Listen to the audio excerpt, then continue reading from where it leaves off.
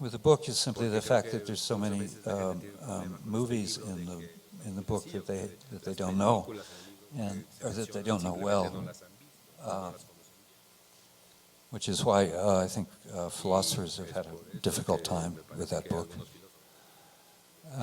So I felt it necessary to show the students these scenes.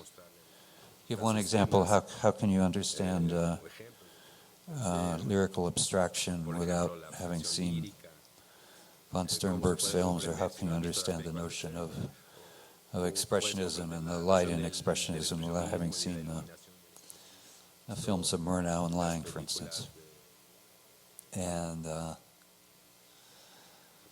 so some of those clips made it into this film.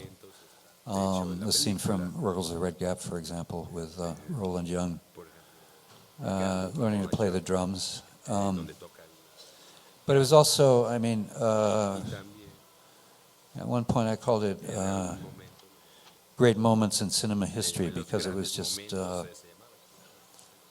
anthology of moments that I had seen once upon a time and had meant something to me. It's kind of a personal journey through cinema.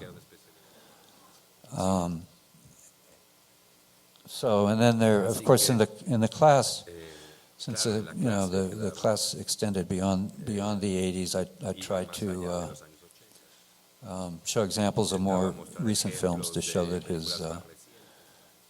his ideas were not outmoded, and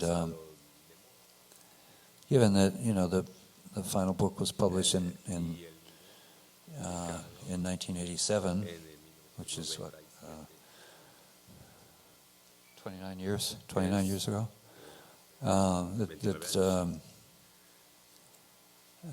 So much of what he wrote still applies. To give one example, I think,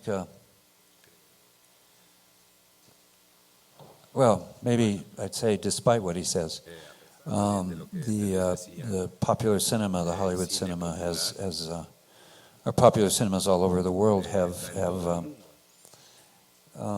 restored or rediscovered, made new the action image by two means. One is through the development of what he calls the small form film, the film that goes from action to situation to action.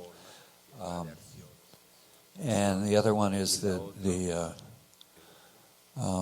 development of naturalism.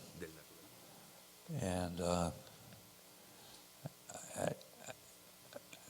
filmmakers there are quite a few filmmakers who have developed since then that I would regard as naturalists, and others perhaps who could be regarded as someone who wants to be a naturalist.